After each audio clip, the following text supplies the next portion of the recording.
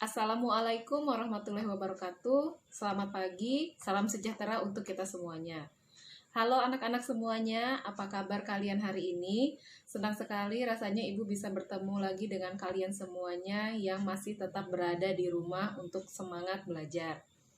Hari ini kita akan melanjutkan materi kita di pertemuan kedua untuk mata pelajaran sosiologi, di mana pada pertemuan pertama kita sudah membahas materi rencana pembelajaran selama 1 semester. Nah, tentunya pasti kalian masih mengingatnya. Untuk di semester 1 ini kita akan mempelajari 2 materi. Untuk materi yang pertama akan kita bahas mulai dari hari ini. Namun, alangkah lebih baiknya, sebelum kita memulai kegiatan belajar kita, silakan kalian berdoa menurut keyakinan kalian masing-masing. Pada kegiatan pembelajaran kita hari ini, terdapat beberapa tujuan pembelajaran yang akan kita capai, khususnya untuk kalian semuanya. Tujuan pembelajarannya adalah, setelah mempelajari materi untuk hari ini, kalian sebagai siswa mampu untuk menjelaskan pengertian perubahan sosial. Kalian juga mampu untuk mengidentifikasi karakteristik perubahan sosial.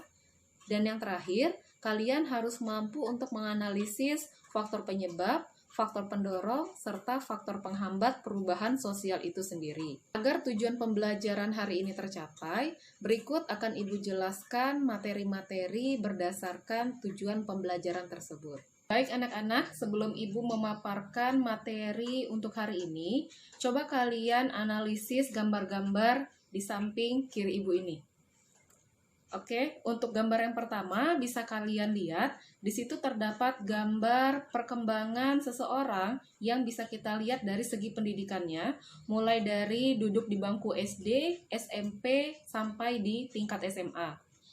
Untuk gambar yang kedua, di situ kalian bisa melihat perkembangan proses kehidupan manusia, mulai dari bayi, balita, anak-anak, remaja, sampai dewasa.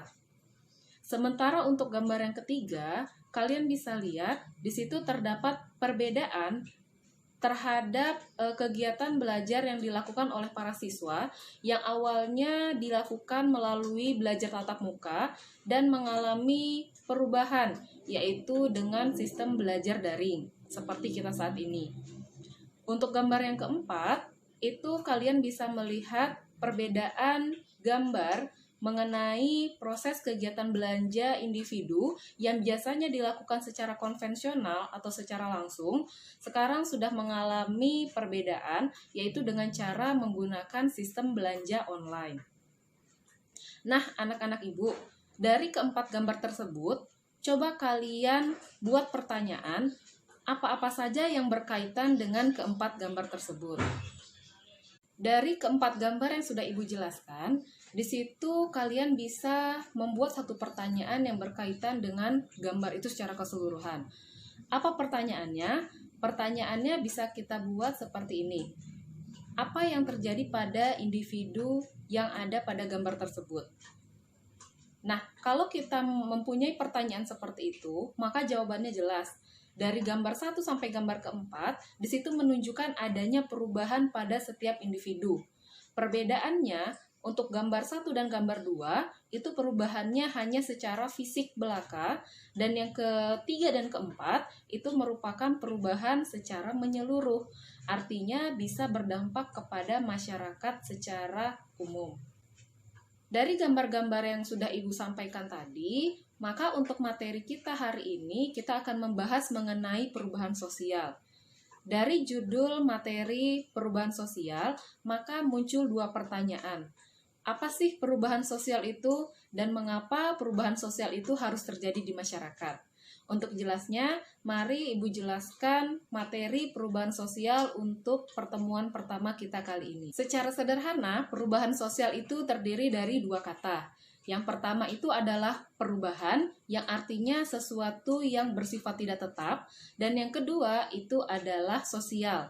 Biasanya sosial ini sering kita kaitkan dengan masyarakat. Jadi secara sederhana kalau kita artikan, perubahan sosial adalah suatu perubahan yang terjadi di masyarakat yang sifatnya tidak tetap dan dapat mempengaruhi masyarakat itu sendiri. Dalam hal ini, pengaruh yang bisa dirasakan adalah dalam sistem sosialnya, baik dalam bentuk nilai norma, perilaku, maupun sikap masyarakat itu sendiri. Agar kalian lebih memahami apa itu perubahan sosial, selain pengertian secara sederhana tadi, pengertian sosial di sini akan Ibu jelaskan menurut beberapa ahli. Untuk pengertian menurut ahli ini, kalian juga bisa membacanya dari buku referensi yang sudah ada pada kalian masing-masing. Untuk pengertian yang pertama, perubahan sosial itu menurut George Ritzer, di mana menurut Ritzer, perubahan sosial itu adalah perubahan yang berhubungan dengan variasi-variasi hubungan individu dengan kelompok yang ada di masyarakat dan terjadi pada waktu tertentu. Selain itu, ada juga menurut Selo Sumarjan yang menyatakan bahwa perubahan sosial itu adalah perubahan yang berpengaruh kepada sistem sosialnya, baik itu nilai-nilai, norma-norma, sikap maupun perilaku yang ada di masyarakat. Tidak semua perubahan yang dialami oleh manusia atau individu itu bisa dikategorikan kepada perubahan sosial. Contohnya bisa kita ambil pada gambar pertama tadi, itu merupakan perubahan secara fisik, namun bukan perubahan secara sosial. Nah, hal-hal apa saja yang bisa kita tentukan atau kita buat sebagai indikator yang menjadi ciri-ciri dari perubahan sosial itu sendiri? Di sini terdapat 4 karakteristik dari perubahan sosial. Untuk yang pertama, perubahan sosial itu bersifat universal. Artinya, perubahan sosial itu terjadi pada seluruh masyarakat, baik itu masyarakat di pedesaan maupun masyarakat di perkotaan sekaligus. Untuk yang kedua, ciri atau karakteristik dari perubahan sosial itu adalah sulit dikontrol. Artinya, ketika perubahan itu terjadi, masyarakat tidak bisa mengawasi atau mengontrol situasi yang terjadi pada saat perubahan itu ada. Karakteristik perubahan sosial yang ketiga yaitu perubahan sosial itu bisa menimbulkan kontroversi. Artinya, perubahan sosial yang terjadi di masyarakat dapat menimbulkan pertentangan-pertentangan antara individu yang satu dengan individu yang lain. Untuk karakteristik yang keempat, yang namanya perubahan sosial itu bisa menimbulkan dampak positif maupun dampak negatif. Artinya bisa menguntungkan maupun merugikan seseorang. Perubahan-perubahan sosial yang ada di masyarakat tidak serta-merta muncul begitu saja. Terdapat beberapa faktor penyebab dan faktor penghambat sehingga muncul atau terhambatnya perubahan sosial di masyarakat. Untuk yang pertama, faktor penyebab perubahan sosial itu terbagi menjadi 2 poin.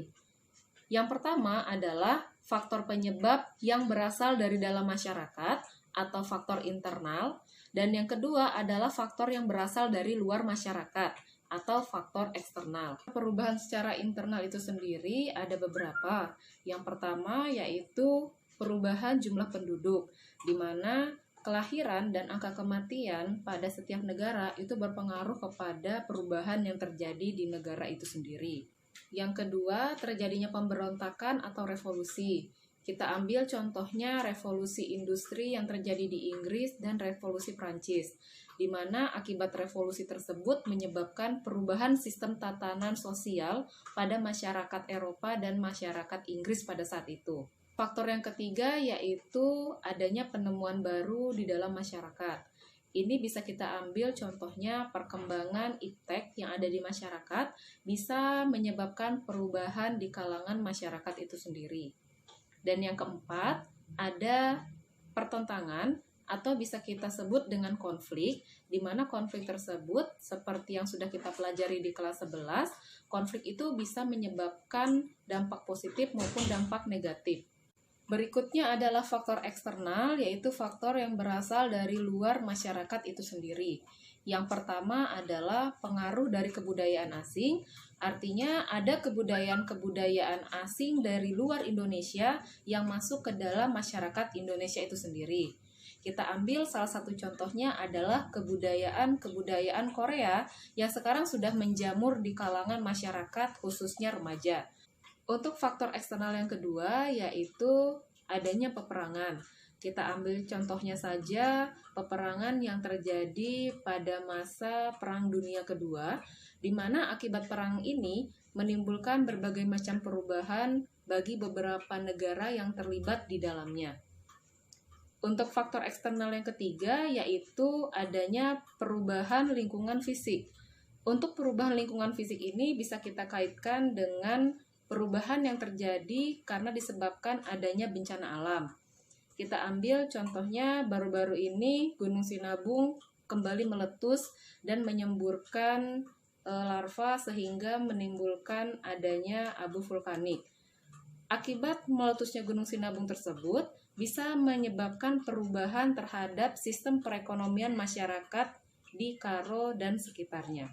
Selain faktor internal dan faktor eksternal tersebut, terdapat beberapa faktor pendorong yang menyebabkan perubahan sosial secara umum.